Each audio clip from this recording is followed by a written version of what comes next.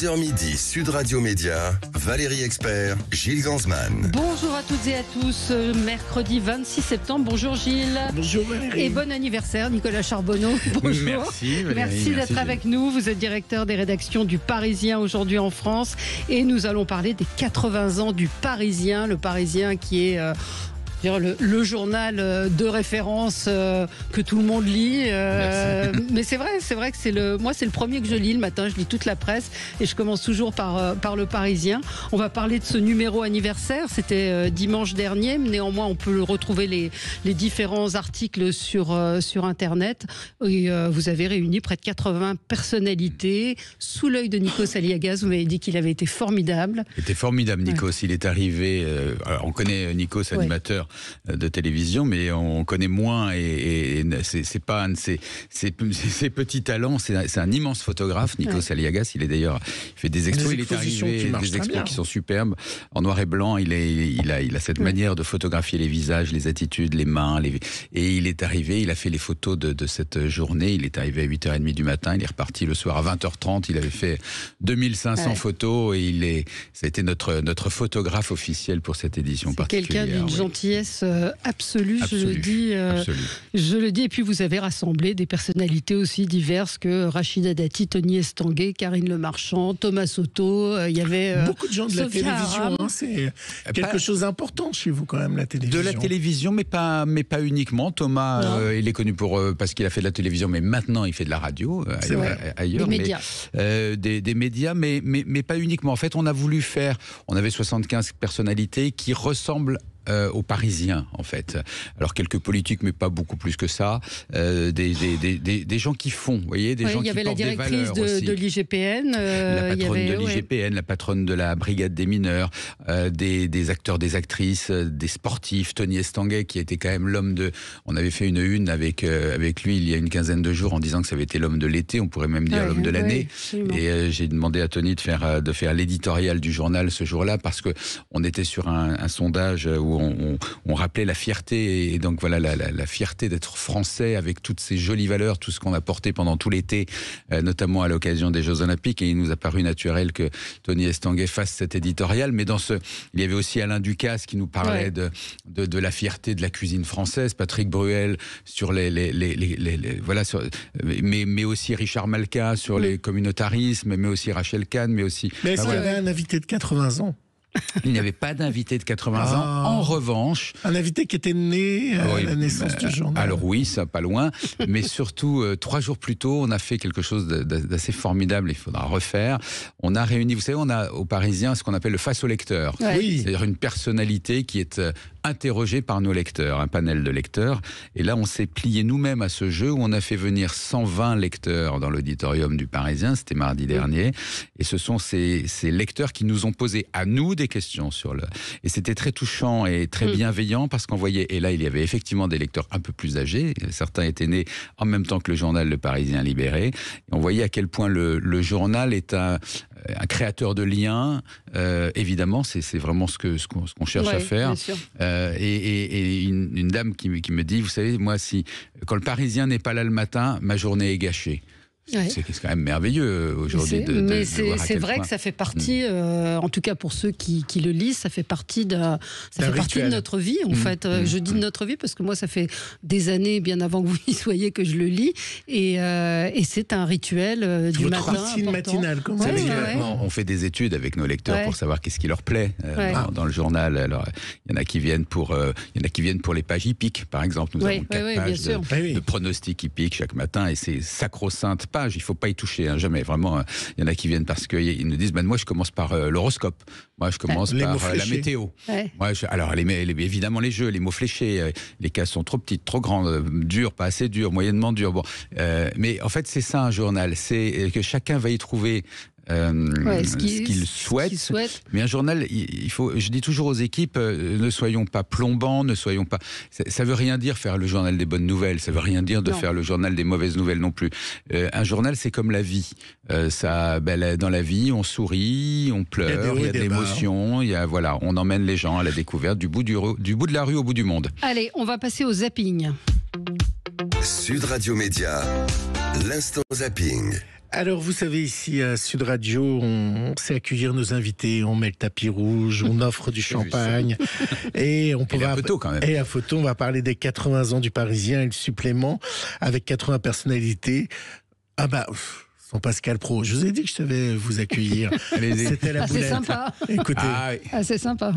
Le Parisien hier, j'aime beaucoup le Parisien. 80 invités. C'est la synthèse du politiquement correct en France. Vous n'étiez pas invité. Tous ceux à qui on a demandé de parler, vous n'avez évidemment ni Michel Onfray, Philippe de Villiers, ni Sonia Mabrouk sur CNews. D'ailleurs, il n'y a personne de CNews. En revanche, vous avez Flavie Flament, Ophélie Meunier, Julien Arnaud comme journaliste, Thomas Soto, que des phares de la pensée intellectuelle en France. C'est ça, le politiquement correct. Les 80 invités que vous voyez, ce ne sont que des gens qui sont censés donner le là dans un journal grand public, comme Le Parisien, et il n'y a que des gens consensuels.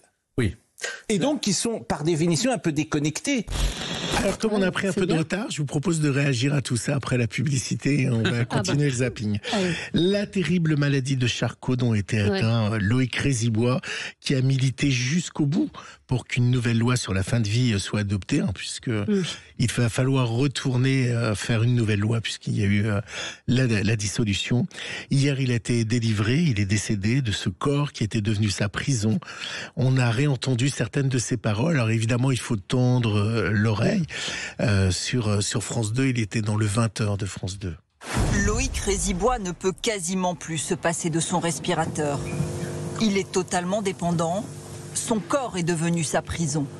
Si on n'avait pas fait enfermement, je ne savais même pas imaginer tout me fout un effort, abaisser, me lever, on m'habille, me douche, aller aux toilettes, même manger, me demande un énorme effort. Il militait activement sur les réseaux sociaux pour faire légaliser le suicide assisté et l'euthanasie pour les personnes atteintes de maladies incurables. Le projet de loi sur la fin de vie dévoilé en mars dernier avait suscité chez lui un énorme soulagement.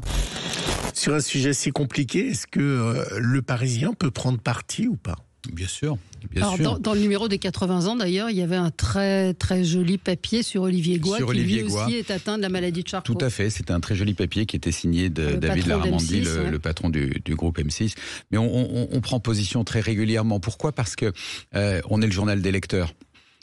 Moi, je suis le matin en conférence de rédaction le premier à dire une fois, 2 fois, 1000 fois par jour, on n'est pas là pour écrire pour des confrères, on n'est pas là pour écrire pour soi, on n'est pas là pour raconter le monde tel qu'on le voudrait qu'il soit. On est là au Parisien pour raconter le monde tel qu'il est. Donc avec ses joies, ses peines, ses immenses espoirs. On parle d'Olivier Goy et de ces personnes atteintes de la maladie de Charcot. On a écrit beaucoup sur la recherche, on a écrit beaucoup sur les espérances de la recherche, on a écrit beaucoup sur la fin de vie. Vraiment, le Parisien, il est là, il est en résonance avec nos lecteurs. Donc on écrit pour des lecteurs. Donc vous vous différenciez de Delphine Ernotte, qui elle, en revanche, dit j'ai une vision. De la société du monde, et je veux que France Télévisions ressemble à cette vision. Oui, mais moi non.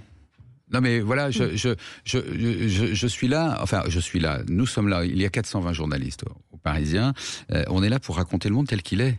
On est là pour... Vous voyez, ce matin, on a fait la une avec cet immeuble à Échirolles qui a été évacué parce que depuis tant de temps, aux mains des dealers, squattés par les dealers, que la maire d'Échirolles n'a rien trouvé à faire d'autre que de l'évacuer par mesure de sécurité.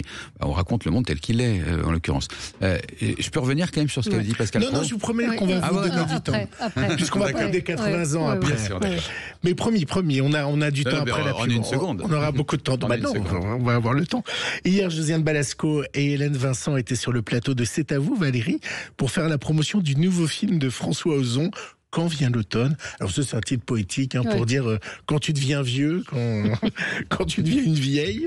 Josiane Balasco et Hélène Vincent sont revenus sur ce monde de cinéma qui justement ne veut pas de vieilles dans leurs films ou les téléfilms à la télévision, mais aussi sur cette mode des comédiens de la chirurgie esthétique. Écoutez, c'était vraiment un moment très drôle hier, non, C'est à vous. C'est une injonction de la société. De rester jeune tout le temps. tout le temps, c'est terrifiant. Quand les femmes, mais quand les hommes, parce qu'ils s'y mettent aussi, cesseront de faire des tas de trucs pour paraître avoir 20 ans de moins. Mais il n'y a pas que les acteurs qui font ça. Il n'y a pas que les acteurs, tu vas sur Insta, mais absolument. Les gens mettent des filtres. Absolument. Ils sont pas mal, puis dans la vie... Mais là, en ce moment, il y a une épidémie de pommettes chez les actrices américaines, par exemple. En France aussi, hein. En France aussi. Tout de boule, là. Et alors, c'est censé tirer le visage vers le haut, mais au bout d'un moment, il n'y a que de la pommette. Il faut faire gaffe, quoi. C'est retouché, les photos du spécial années 80, spécial 80 ans, où les photos dans le Parisien, elles sont retouchées. Non, absolument pas. Non, absolument pas. Non. Même si Catherine Deneuve demande. Non, vraiment. D'accord. Non, jamais. C'est des photos déjà retouchées, c'est ça. D'abord parce que on est dans un quotidien, on n'a pas le temps, on a 200 photos par jour qu'on publie, donc non. 200 photos par jour. On fait 250 papiers par jour. On publie 250 papiers à peu près, si on compte le web et print. Et le papier, ce sont 250 papiers. Si on imagine qu'à peu près 4 papiers sur 5 sont illustrés, vous voyez le nombre de papiers web et print. On a 9 éditions locales en Ile-de-France. Aujourd'hui en France, le Parisien, 9 éditions locales. Donc voilà, on ne retouche jamais des photos. Valérie, je ne sais pas si vous l'avez suivi, mais ça y est, le groupe issu du docu-réalité Popstar vient de sortir son single. Alors, je vous dis pas qui c'est, je vous donne pas le nom du groupe, je vous donne rien du tout, parce qu'évidemment, comme c'est sur Prime Video, il y a des gens qui l'ont pas encore vu, et donc je voudrais pas spoiler. J'ai rien compris. Évidemment, c'est un truc moderne. Non, mais j'ai rien compris. Alors je redis, il y a le groupe issu de la Popstar. Vous savez ce que c'est, Popstar? Non. Ah bah oui, mais alors, Valérie, là, je sais ce que c'est, mais le groupe issu, c'est quoi? Le groupe qui a gagné? Bah oui, évidemment. Donc un groupe qui a gagné. D'accord, attendez. Ils forment un groupe. Il y a des candidats, et puis quand il y a 5 candidats, ils forment un groupe avec ce groupe. C'est Popstar. Les L5, c'était Popstar. D'accord, oui, j'ai compris. Donc des gagnants de Popstar ont composé un groupe, et donc c'est leur premier single. Exactement. Mais dedans, il y a quelqu'un de connu. Non, pas du tout, mais comme c'est sur Prime Video, qu'il y a des gens qui n'ont pas encore regardé, c'est comme si je vous donnais la fin d'une fiction. Donc je ne veux pas vous donner le nom du titre, je ne veux pas spoiler ceux qui n'ont pas été sur Prime Video. Mais comme c'est sorti, je vous le mets. Comment on sait, tous les deux on a ça dans les veines, mais on se fait tout le temps de la peine. Si on se sépare, il faut... On est un petit peu en retard, donc on va abréger les souffrances, parce que en plus c'est très moche. C'est les gagnants. C'est moche. Allez, on se retrouve dans un instant pour parler des 80 ans du Parisien. À tout de suite. Qui est plus beau. Le 10h midi, Sud Radio Média. Valérie Expert, Gilles Gansman, Média. L'invité du jour. L'invité du jour, c'est Nicolas Charbonneau, directeur des rédactions du Parisien aujourd'hui en France. Et on fête les 80 ans du Parisien, numéro spécial, qui est paru dimanche dernier, mais dont vous pouvez retrouver les différents articles sur le site du Parisien. Sous l'œil de Nikos Aliagas, on l'a dit, 80 personnalités. Racontez-nous un peu. Avant, il voulait la réponse. 80 personnalités, mais pas Pascal Praud. Sans Pascal Praud, sans Sonia Mabrouk, sans Philippe de Villiers. Mais alors, qu'est-ce que vous faites? Alors, je retiens quand même dans l'intervention de Pascal Praud qu'il a dit « J'adore le Parisien », d'abord, quand même. Voilà. Non, mais en fait, on a pris des personnalités qui ressemblent aux Parisiens. Ça veut rien dire être consensuel. Moi, je suis de ceux qui disent la neutralité, ça n'existe pas. La neutralité, vous savez, porter en une information, c'est déjà ne pas être neutre. Voilà, la neutralité, je dis toujours que c'est mortifère, ne pas avoir d'avis, c'est l'assurance d'être transparent, et c'est surtout l'assurance que d'autres auront un avis à votre place. Non, en revanche, nous avons effectivement choisi des personnalités qui ressemblent aux Parisiens, qui sont des personnalités engagées, des personnalités qui portent des valeurs. On a des valeurs aux Parisiens. On a écrit noir sur blanc, on l'a gravé dans le marbre du Parisien une ligne éditoriale qui dit 3 ou 4 choses. Qui dit la première chose, on est des ardents défenseurs de la République. On est des ardents défenseurs de l'état de droit. On est des ardents défenseurs de la laïcité. On est plutôt européen. Ce qui n'est pas le cas de Sonia Mabrouk. Non, mais ce que je veux dire, c'est qu'on porte des valeurs. Et les gens qui étaient invités au Parisien, d'abord, on fera une deuxième édition et on verra qui on invitera la fois d'après. Mais c'est pas vrai qu'on est politiquement correct. Ça veut rien dire. On a été ça veut dire que l'extrême droite n'a pas forcément de page chez vous. Mais est-ce que vous avez vu des gens d'extrême gauche dans ces personnalités invitées? Je crois pas. Non, puis pour défendre le Parisien, vous avez des tribunes de Sophia Aram qui défend la Sophia Aram laïcité. qui défend la laïcité chez nous. Richard Malka qui était dans nos pages dimanche. Quelqu'un qui, on peut dire, qu'il défend des choses. On était le premier et le seul, à ma connaissance, journal à faire il y a déjà 6 mois. C'était 2 mois après le 7 octobre. En pleine une, les visages des otages du Hamas en disant ne les oublions pas. Je ne crois pas qu'il y ait beaucoup de journaux qui aient fait ça. Juste préciser, quand vous dites qui représente le Parisien, c'est l'esprit du Parisien, c'est pas les habitants de Paris. Non, parce qu'il y a un auditeur qui dit les Parisiens, mais pas tous. Non, on ne parle pas des habitants de Paris. C'est qui représente le journal Le Parisien. Voilà. Le Parisien, le Parisien, il est né en août 44. Ouais. Il est né parce que c'était des compagnons du général de Gaulle qui, le 22 août 44, ont fait paraître ce journal 3 jours avant la libération. Et qu'ils ont appelé ça le Parisien libéré, qui est une belle histoire, qui était des républicains, des Européens convaincus, des compagnons du général de Gaulle. C'est cet esprit-là. Ça n'est surtout pas un journal réservé aux Parisiens. Et d'ailleurs, nous avons une version, c'est le même journal aujourd'hui en France. Voilà, c'est juste le nom qui change. Et on a 2 pages de différence parce qu'on va aussi proposer. Non, le regard sur l'information, l'actualité, les gens, les lecteurs, il est le même. Voilà. Il y a hors-série formidable avec les plus grandes unes du Parisien. Ça commence avec la première. Ça a été très difficile parce qu'on a mis, voilà, vous le trouverez dans tous les kiosques, un hors-série sur les 80 ans du journal avec un joli nom parce que c'est l'histoire d'un journal et un journal dans l'histoire. On a fait depuis le 22 août 44 plus de 25 000 unes. Et il a fallu en choisir 80 pour nos 80 ans. Donc autant vous dire que il a fallu faire un gros tri, mais c'était surtout un déchirement de se dire ça on peut pas garder, ça on peut pas garder. Votre top 3 c'est délicat ce que vous me demandez, mais moi j'aime les unes qui disent des choses, j'aime les unes qui portent des valeurs. Je parlais tout à l'heure de celle qu'on avait consacrée aux otages, ça me semble être une une importante à un moment donné. J'aime les unes qui rassemblent et qui... vous voyez par exemple une qui est passée un peu inaperçue, encore que le jour où Jane Birkin est morte, on a publié une très belle photo de Jane Birkin en titrant « Et nos larmes n'y pourront rien changer ». C'est une jolie une, vous voyez, c'est une jolie une. Et après, il y a des unes dans l'histoire qui sont incroyables. Vous le feuilletez, vous voyez, effectivement, la première une, le couronnement d'Élisabeth II, qu'on a accompagné d'une certaine manière du début à la fin, puisqu'on a eu une sur son couronnement et puis on a eu une qu'on a titrée et nous l'avions tant aimée parce que c'était un peu notre reine aussi, tout le monde se l'est un peu approprié. Il y a des unes, alors vous allez me dire c'est à chaque fois des morts, mais quand le général de Gaulle est mort, le Parisien titre « Le général est mort debout ». Et, il n'est pas mort debout, non, pas du tout. Non. Mais vous voyez, ça disait des choses. Il y a des unes incroyables qui portent des événements, évidemment des Coupes du Monde de foot qu'on emporte, les Jeux Olympiques. Quand à l'ouverture des Jeux Olympiques, on a titré joliment les Jeux se lèvent, avec une photo d'un lever de soleil, pas un coucher de soleil. C'était beaucoup plus difficile à avoir un lever de soleil sur la ville de Paris. Il y a des unes qui restent... Qui choisit le titre? Vous mettez à 15, à 10? Alors, non. Alors déjà, à quelle heure?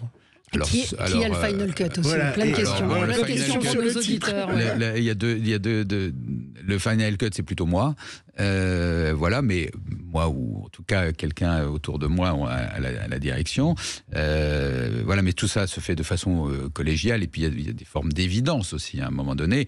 Vous voyez, juste avant notre émission, j'ai commencé déjà à travailler. On a commencé déjà à travailler sur celle qui sera la une de demain. Mais en fait, c'est quoi? C'est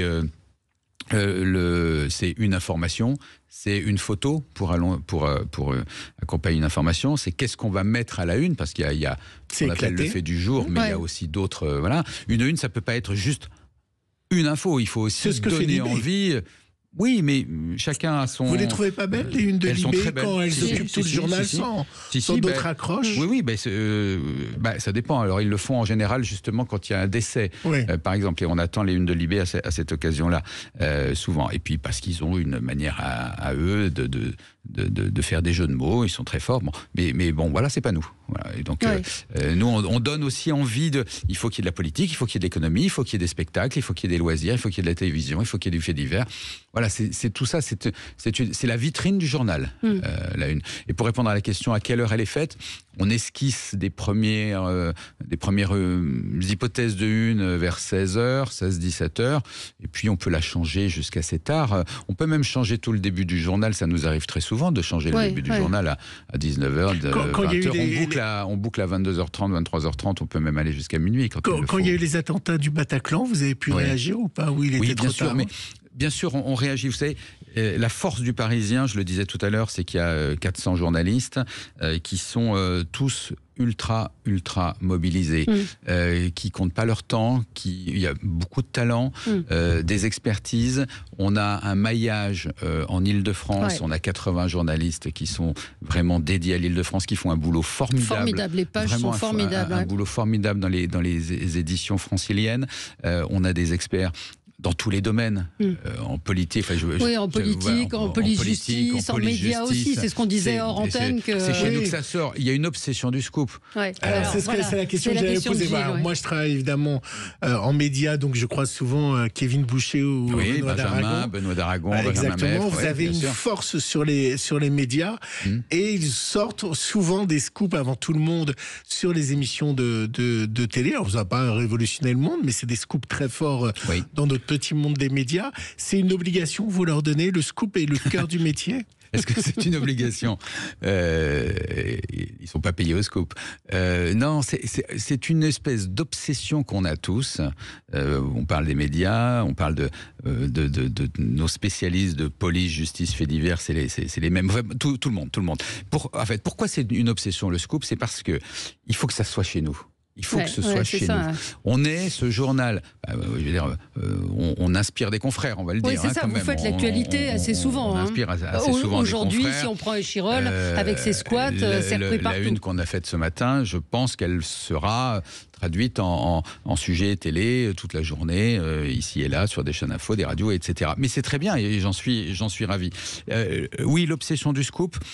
Et en fait, c'est ça qui est plutôt agréable aux Parisiens, c'est que quand ça arrive, ça peut arriver rarement, mais qu'une information soit ailleurs, alors on est immensément vexé. Et en fait, oui, mais moi j'aime bien ça, parce que je dis toujours, ça sert à rien d'être en colère. La colère, c'est pas moteur, c'est bon, colère, ok, mais non. En revanche, être vexé, ça c'est bien, parce que ça titille, se dire. Est-ce que ça rend fou, demande un auditeur, est-ce que l'info rend fou? C'est-à-dire, est-ce que vous vous sentez accro à l'info? Est-ce que vous êtes non-stop en train de regarder Twitter, les chaînes d'info? Alors, fou, je crois pas. Passionné. Accro, passionné, oui, bien sûr. Mais c'est pas l'info. Il y a des infos qui intéressent plus ou moins. On a chacun chacun des centres d'intérêt. On pourrait, vous savez, l'AFP, je crois, publie 1200 dépêches par jour. Donc, vous voyez bien que on va pas tout traiter. Voilà. Non, dans ce que dit votre auditeur, ce qui est intéressant, c'est où est-ce qu'on va la chercher aussi, l'information. Moi, j'aime bien l'idée, je suis pas un dingue absolu d'infos. En revanche, être en veille permanente. J'aime bien l'idée qu'aux Parisiens, on ait un regard. Vous voyez, pour moi, la première des qualités d'un journaliste, c'est d'avoir un regard. Après, le reste, savoir écrire, c'est plutôt mieux. Mais si on voit pas les choses, si on sait pas aller les chercher, prendre un tout petit truc comme ça et se dire, tiens, qu'est-ce qu'il y a derrière ça? Ça j'aime bien. J'aime beaucoup. Alors, tous les grands groupes ont désormais, entre guillemets, leur chaîne de télé, sont souvent sur Internet, sur les médias. Il y a des vidéos, évidemment, du Parisien très, très présents. Mais pour l'instant, c'est pas un train que vous avez pris, c'est-à-dire d'avoir la chaîne du Parisien comme 20 minutes à sa chaîne grâce à AB. Et puis, évidemment, les grands groupes qui arrivent, qui vont racheter BFM, sont aussi possesseurs de médias. Est-ce qu'aujourd'hui, lorsque on est le groupe Amaury et qu'on a Amaury, c'est LVMH. LVMH, Amaury, c'était il y a quelques années. Vous avez vendu. C'était les fondateurs. Oui, c'était les fondateurs. Pourquoi je dis Amaury? LVMH, est-ce qu'il y a une envie de passer le cap d'avoir sa chaîne de télé? Une chaîne de télé, c'est compliqué, non pas maintenant. Dire que le Parisien soit un journal et un simple journal, c'est plus vrai, bien sûr que non, puisque on est un média global aujourd'hui. Vous savez, moi, dans la rédaction, j'ai des TikTokers et j'ai des grands reporters. Donc, c'est vraiment le champ, il il est très très large. Vous avez des TikTokers? Bien sûr, on a des TikTokers, on a des journalistes TikTokers. Mais oui, mais parce que on adresse tous les publics. Ils sont aussi bien payés que les journalistes. Pareil, c'est la même grille. C'est la même grille. C'est la même grille, bien sûr. C'est une grille salariale de journalistes. Alors plutôt jeunes, hein, en général, ils rentrent dans le métier, ils débutent. Mais parce que quoi? Parce qu'on a ce journal que vous connaissez, Le Parisien, Le Parisien aujourd'hui en France. On a un magazine qui paraît tous les vendredis. On a des hors-séries, des suppléments. On a un site internet. On a des applications. On a des newsletters. On a, je vais y venir, des vidéos. On fait 300 millions de vidéos vues par mois. 300 millions, c'est énorme. On a 25 personnes qui sont dédiées à la vidéo. On a des podcasts. On a 2 podcasts qui marchent très très bien. Donc en fait, on est un média global aujourd'hui. La marque Le Parisien, aujourd'hui, elle touche 20 millions de Français, à peu près. Donc, vous voyez, c'est donc une chaîne de télévision, non, pas, en tout cas pas là, pas aujourd'hui, mais on est... Mais pourquoi? Parce qu'en fait, on est dans cette obligation et qui est formidable d'une certaine manière. D'abord, on a la chance d'avoir un actionnaire qui nous soutient, qui investit, qui croit en la presse. Et ça, c'est quand même... Bernard Arnault, qui vient de racheter... LVMH, Bernard Arnault, qui vient de racheter Paris Match. Mais donc, avoir l'appui... et ça c'est puissant d'avoir un soutien à la presse. Alors je vais vous poser la question que j'avais. Mais je l'anticipe. Non, mais je l'anticipe. Est-ce que l'actionnaire intervient? Mais pas du tout. Non. Ah, mais pas du tout. Non, mais pas du tout. Vous imaginez bien que, enfin, quand vous avez un groupe comme celui-ci derrière nous, il va pas s'amuser, si je puis dire, à nous dire vous allez faire ça et pas ci, tel fait divers et pas celui-ci. Non, mais si vous demandez vous la faites ou pas? J'ai posé la question à Geoffroy Lejeune qui m'a dit est-ce que Bolloré vous appelle pour mettre une une? Il a dit oui, que ça le gênerait pas. Vous, ça vous gênerait?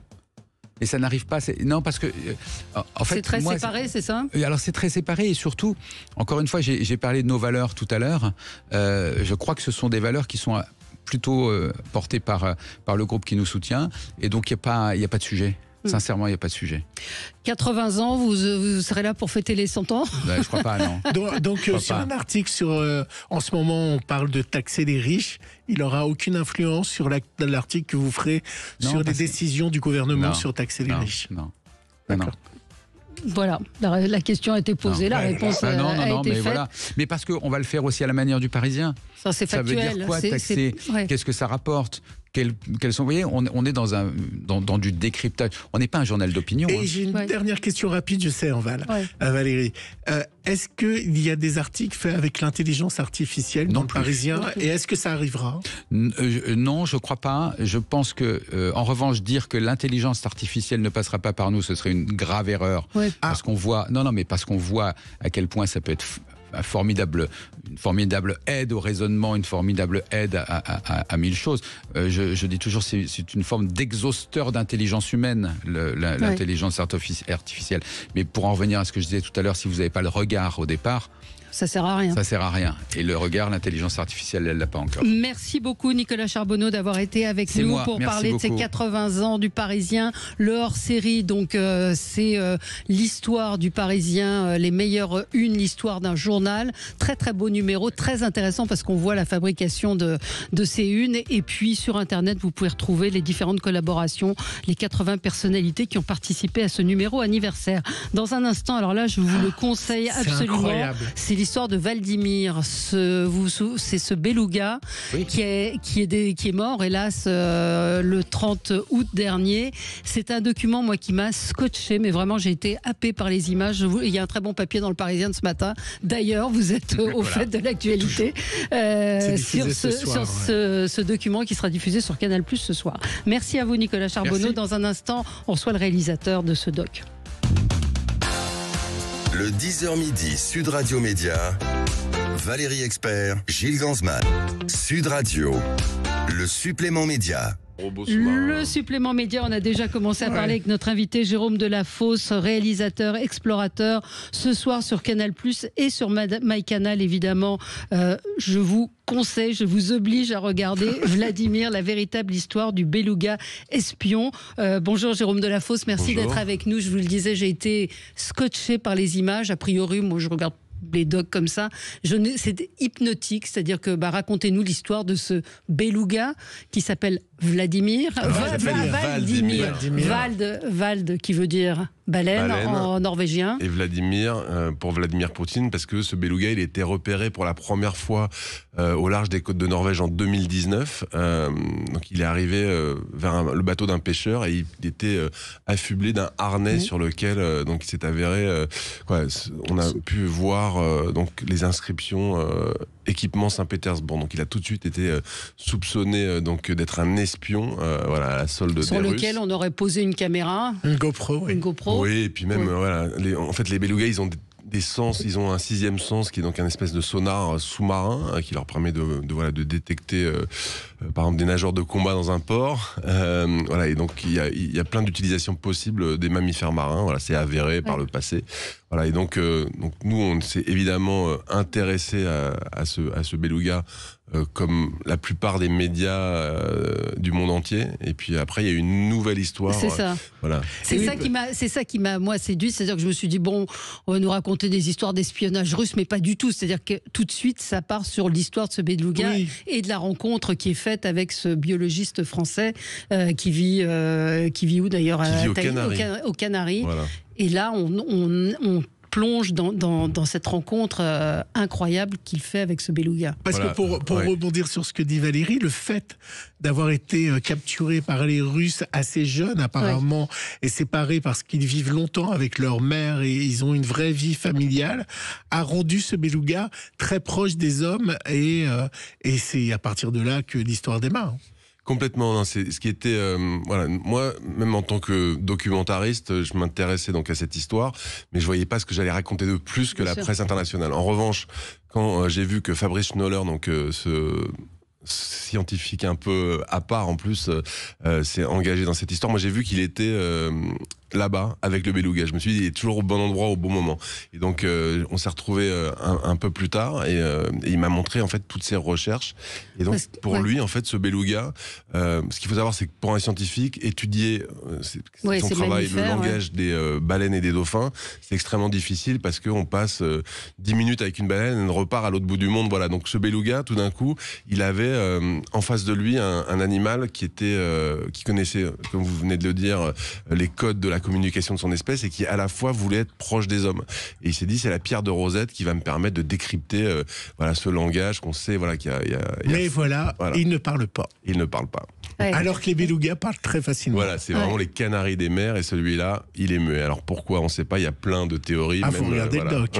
Il faut regarder le doc. Moi, je pense qu'il faut insister aussi sur les images qui sont absolument incroyables, les paysages qui sont sublimes, mais les images, vous avez filmé comment? Parce que c'est pas évident de tourner en Norvège dans une mer glacée à moins. On a tourné en plein hiver, donc on a fait une partie des images dans l'eau, mais au bout de 3 heures dans l'eau, vous êtes gelé, vous sortez. Et la caméra, comment elle tient sous l'eau? La caméra, elle tient. Elle tient. Mais on a surtout, moi j'ai embauché un caméraman assez incroyable qui s'appelle Antoine Drancet qui a donc amené un robot sous-marin et ça a été en fait ce qui nous a permis de faire ces images exceptionnelles parce que ce robot lui passait 12 heures par jour dans l'eau, donc on était là 2 jours de nuit et le beluga était tout le temps avec nous, donc alors le beluga il prenait un peu le robot pour son chien, donc il le traînait un peu sous l'eau, ça on le voit pas trop dans le documentaire, mais on a eu des moments de grâce. C'est ça. Et on a eu c'est ça parce qu'il volait nos caméras, nos GoPro pour se filmer en selfie. Et on a pu faire grâce à ce robot des images de jour et de nuit absolument spectaculaires. Mais ce qui est incroyable effectivement aussi, c'est ce biologiste Fabrice Schnoller, il va sur place, mais la probabilité pour que le beluga vienne, ça peut être il peut venir ou pas, quoi. Il a eu quand même un bol incroyable aussi de tomber sur lui, les 2 fois d'ailleurs. Un bol, il passe des fois 3 heures, 6 heures en voiture, il monte à la fin, on voit, il monte une tente pour camper, pour que le beluga vienne à lui, enfin il va le chercher. Mais ce qui était très étonnant, c'est qu'à chaque fois, le beluga apparaissait devant lui. C'est-à-dire qu'au début de l'histoire, le beluga il est à 300 km. Et là, tout d'un coup, ils sont en bateau et le beluga apparaît à côté de son bateau. Parce qu'ils ont créé une relation, en fait. Mais même pas, parce qu'à l'époque, ils ne se connaissaient pas. Le beluga, il est sorti vraiment à l'endroit où ils étaient. Et même, c'est arrivé plusieurs fois. Il y a même une fois, qui n'est pas raconté dans le film, où il cherchait, il le trouvait pas. Il est rentré dans une pizzeria, il a pris une pizza. Et après, il est parti. Et tout d'un coup, le mec de la pizza l'a appelé pour lui dire, mais en fait, il était devant la pizzeria, quoi. mais alors, ce que j'ai pas compris, puisqu'il est scientifique, pourquoi il lui a pas mis un sonar pour pouvoir le suivre et l'autre, c'est quelque chose que j'ai pas compris dans votre documentaire, parce que alors, on le voit vraiment faire des kilomètres et consacrer presque sa vie à ce beluga où il a une histoire d'amour. Et aujourd'hui, on peut mettre n'importe quoi pour suivre en GPS. Ça blesse un peu l'animal. C'est vraiment s'il devait avoir une balise sur le dos, ça serait quand même un petit peu invasif, on va dire. Ah, il l'a pas fait pour ça? Bien sûr, et surtout qu'en fait, ce beluga, comment on le trouve, c'est grâce aux réseaux sociaux. C'est devenu une telle star. D'où le titre de votre doc, qui est hashtag Valdimir. Et c'est vrai que c'était assez étonnant parce que ce beluga, il a fait des centaines de millions de vues sur les réseaux sociaux parce qu'il allait chercher les téléphones portables. Oui, les on gens voit qui cette les perdaient scène dans les incroyable. ce qui est incroyable. Et donc nous, quand on cherchait le beluga pour le filmer, donc on tapait hashtag Valdimir sur les réseaux sociaux et tout d'un coup, on voyait que quelqu'un l'avait photographié dans tel port et hop, on partait dans ce port-là. Alors, souvent, il était reparti, mais on arrivait à le localiser de manière assez précise. Il était très loin de chez lui.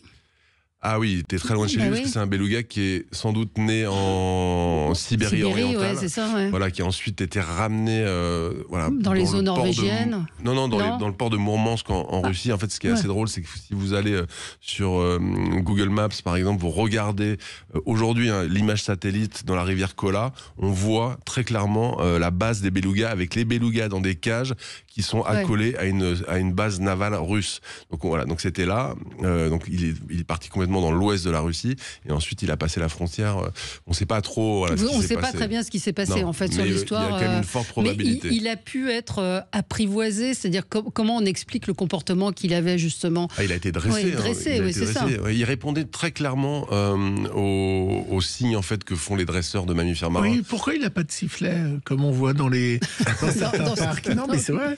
Parce que Fabrice justement se refuse à tout. Ah oui, c'est ce que je me suis dit. Non, mais c'est le beluga. En fait, ce beluga, on n'a jamais cherché à le forcer. C'est-à-dire qu'on allait le voir, on se mettait en bateau à côté de lui, on attendait. Parfois on attendait, parfois il dormait, donc on le voyait à la surface de l'eau, il bougeait pas. Et puis tout d'un coup il se réveillait, il venait nous voir.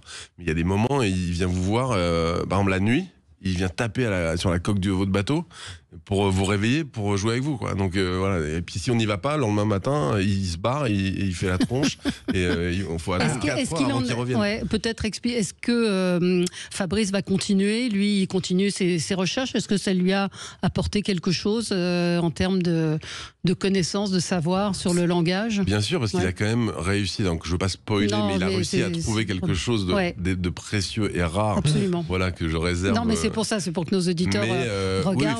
Oui, Fabrice, il a commencé avec les cachalots, les baleines, et aujourd'hui il continue bien évidemment. Et je pense que ça lui a permis vraiment de comprendre ce qu'il était beaucoup dans la recherche et la récolte de données. Et il était beaucoup moins dans la relation.